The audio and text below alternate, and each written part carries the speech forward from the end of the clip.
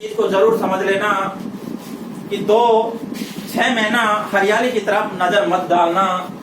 हरियाली का मतलब मैं कह रहा हूँ, समझ रहे होंगे आप हरियाली क्या होती है, उस चीज को समझ लेना। यदि अपनी जिंदगी सुधारनी है तो इस चीज को जरूर कंट्रोल कर लेना दोस्तों। अपने माँ बाप का नाम रोशन करना है तो इस चीज को जरूर अपने दिमाग में बैठा लेना कि 6 महीना हमको मात्र पढ़ाई पर ध्यान देना है। लॉकडाउन की वजह से हर स्टूडेंट अपने घर पर बैठकर मजा मार रहा है, और जो स्टूडेंट यदि लगातार 4 घंटे लगातार अपनी स्टडी कर रख लिया तो इसको रिटन एग्जाम दिल्ली पुलिस या एनटीपीसी रेलवे ग्रुप डी जो भी एग्जाम है हाल फिलहाल में, उसे हटाने वाला कोई नहीं है। हम आपके लिए रोज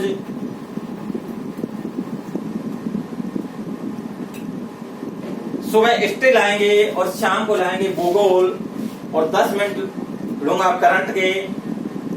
और संडे की दिन मेरी क्लास कम से कम 2.5-3 घंटा चलेगी, वो चलेगी साइंस की। जो मोस्ट इंपोर्टेंट क्वेश्चन है एग्जामिनर उनको रिपीट करता है बार बार, उन्हीं को लेऊंगा। और क्वेश्चन नंबर अगला 11वां,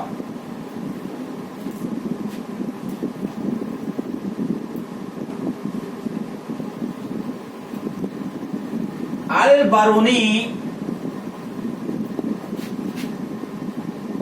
किसके शासन काल में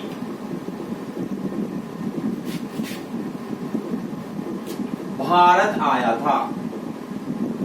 एग्जामिनर का अब तक का सबसे मोस्ट इंपोर्टेंट क्वेश्चन है, अल बरूनी भारत में किसके शासन काल में आया था?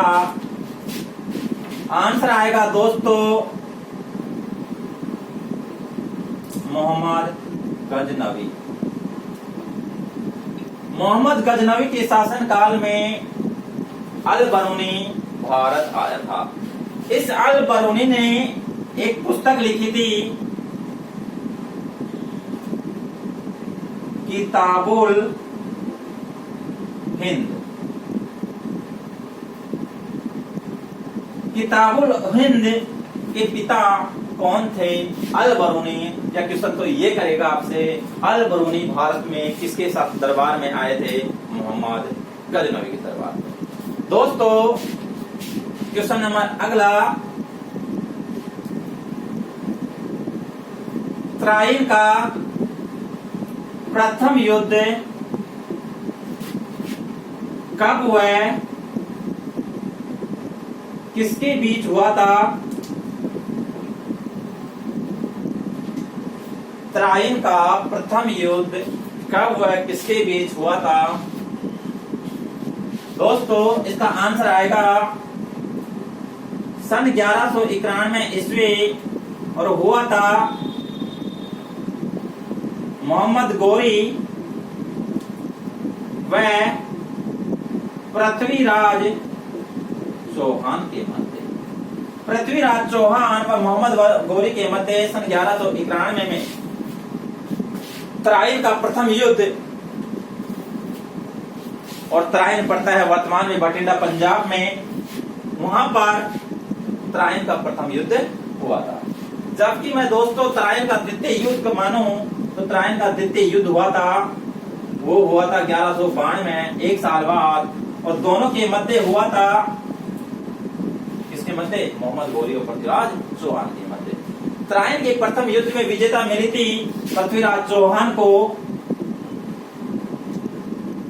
जबकि द्वितीय युद्ध में मिली थी मोहम्मद गौरी को। जो तराइन का प्रथम युद्ध था वो 1191 में मोहम्मद गौरी और पृथ्वीराज चौहान के मध्य हुआ था। उसमें विजय हुआ था पृथ्वीराज चौहान। पृथ्वीराज चौहान को राय पीथरो के नाम से भी जानते हैं। पृथ्वीराज चौहान को किस नाम से जानते हैं? राय पीथरो, जिसको तराइन के प्रथम युद्ध में क्या मिली थी? विजय मिली थी। जबकि तराइन का द्वितीय युद्ध हुआ था दोस्तों 1192 में पृथ्वीराज चौहान और मोहम्मद गौरी के मध्य, जबकि विजय हुआ था इसमें मोहम्मद गौरी। दोस्तों तराइन का तृतीय युद्ध हुआ था सन 1194 में, और यह हुआ था मोहम्मद गौरी और जयचंद के बीच में। किसके बीच में होता? मोहम्मद गौरी और जयचंद के बीच में, और इसमें विजेता मिली थी मोहम्मद गौरी को। मोहम्मद गौरी की मृत्यु सन 1206 में कोखर पंजाब में इसकी क्या हो गई थी? मोहम्मद गौरी की मृत्यु हो गई थी। दोस्तों, तराइन का प्रथम युद्ध हुआ था सन 1191 में। क्वेश्चन नंबर अगला,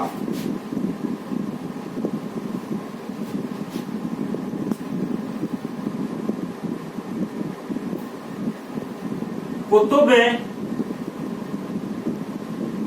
मीनार को पूर्ण किसने कराया था? जो कुतुब मीनार है उसको पूरा किसने कराया था? तो आंसर आएगा दोस्तों इल्तुतमिश। कौन किसने कराया था? इल्तुतमिश ने। कुतुब मीनार को पूर्ण कराने वाला शासक था इल्तुतमिश। इस कुतुब मीनार की नींव रखी थी दोस्तों कुतुबुद्दीन ऐबक ने। 3 मंजिल बना दी और अंतिम 2 मंजिल छोड़ दी, जबकि पूरा इसे कराने वाला शासक था कौन? इल्तुतमिश। दोस्तों, इल्तुतमिश एक ऐसा शासक था जिसने कुतुब मीनार को क्या कराया था? पूरा। क्वेश्चन नंबर अगला,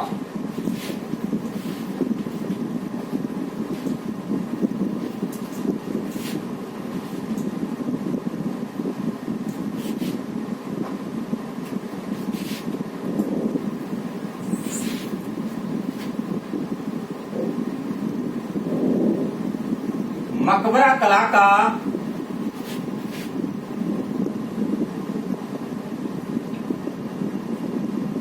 जन्मदाता या जनक किसे कहा जाता है?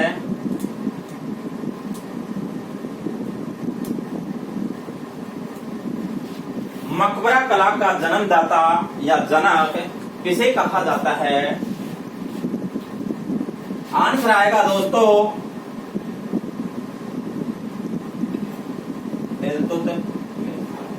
इल्तुतमिश था, जिसने सुल्तानगढ़ी में, जो वर्तमान में दिल्ली में है,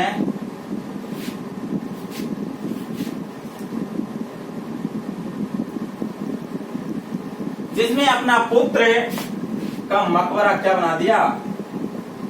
किसने?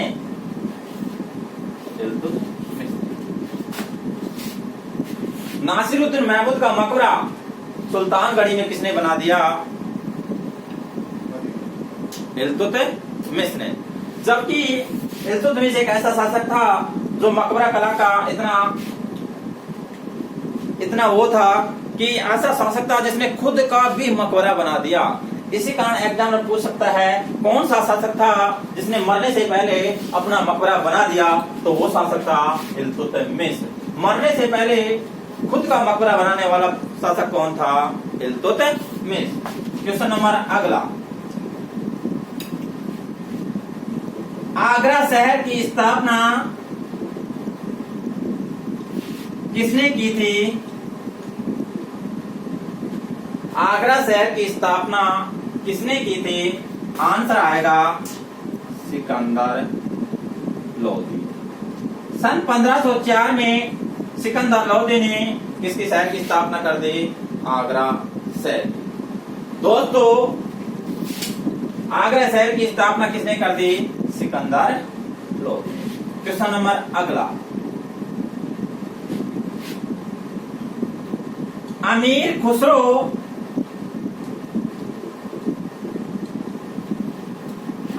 खुसरो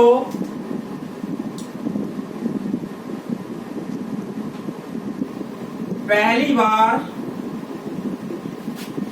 किसके दरबार में आया था? अमीर खुसरो पहली बार किसके दरबार में आया था? तो आंसर आएगा दोस्तों बलबन। बलबन के दरबार में पहली बार कौन आया था? अमीर खुसरो। अमीर खुसरो ने भारत में 9 शासकों की सेवा की है। पहली बार की थी बलबन की। किसकी की थी? बलबन की। और अंतिम रूप से की थी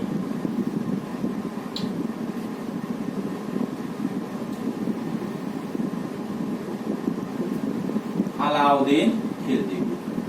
पहली बार बलबन की सेवा की थी, अंतिम रूप से की थी अलाउद्दीन खिलजी की।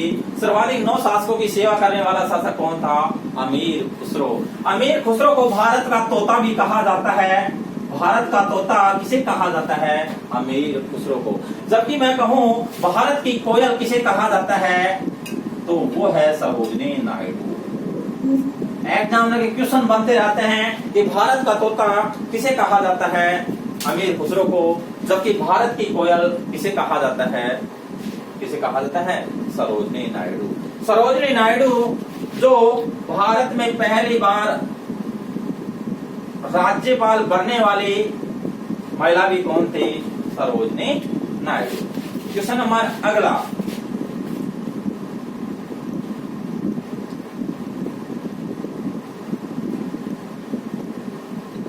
द्वितीय अशोक किसे कहा जाता है? द्वितीय अशोक किसे कहा जाता है? आंसर आएगा दोस्तों कनिष्क। द्वितीय अशोक किसे कहा जाता है? कनिष्क को। क्वेश्चन नंबर अगला, सल्तनत काल का अकबर किसे कहा जाता है? सल्तनत काल का अकबर किसे कहा जाता है? दोस्तों इसका आंसर आएगा फिरोज तुगलक। क्या आंसर आएगा? फिरोज तुगलक।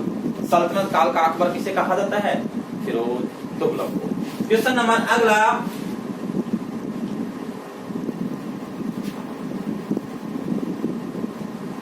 मोहम्मद गजनवी का सबसे चर्चित आक्रमण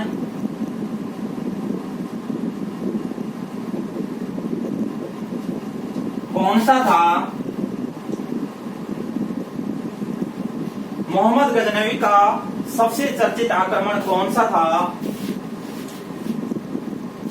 दोस्तों इसका सबसे चर्चित आक्रमण था 1025 का। वो आक्रमण था सोमनाथ, जिसमें सबसे चर्चित आक्रमण था 1025 का। ये पड़ता है सोमनाथ। ये सोमनाथ पड़ता है वर्तमान में गुजरात में। जो मोहम्मद गजनवी का क्या था? सबसे चर्चित आक्रमण। मोहम्मद गजनवी ने भारत में टोटल 17 बार आक्रमण किया था। पहला आक्रमण किया था 1001 में और अंतिम आक्रमण किया था 1027 में। पहला आक्रमण किया था जयपाल के विरुद्ध और अंतिम आक्रमण किया था जाटों के विरुद्ध। किसका? मोहम्मद गजनवी का। टोटल भारत में कितने आक्रमण थे? 17। क्वेश्चन नंबर अगला, अंतिम है लास्ट,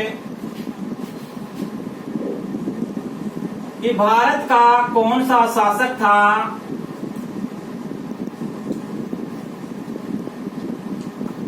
जिसने अपने सिक्कों पर देवी लक्ष्मी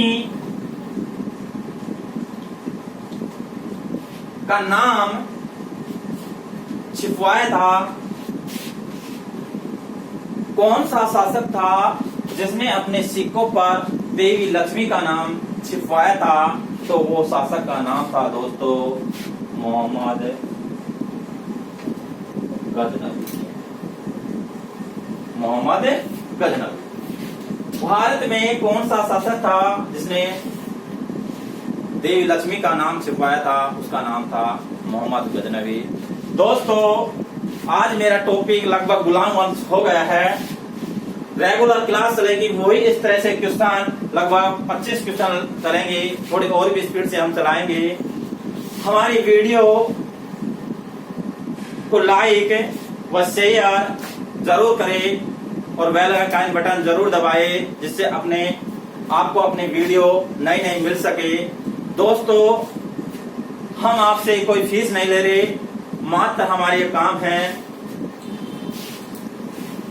अपना ज्ञान बांटना, और जरूर हमने मेहनत की है तो हमारा मनोबल जरूर बढ़ाना, लाइक व शेयर करना। और हमारी क्लास सुबह मॉर्निंग में मैं फिर से बता देता हूँ, वो लगेगी हिस्ट्री की, और शाम को मेरी क्लास लगेगी ज्योग्राफी की। संडे के दिन मेरी क्लास लगेगी साइंस की, जो मोस्ट इम्पोर्टेंट क्वेश्चन रहेंगे, लगभग 200-250 क्वेश्चन हर संडे को मैं लूंगा। और जरूर अपने दोस्तों के पास शेयर करना। सभी को गुड मॉर्निंग।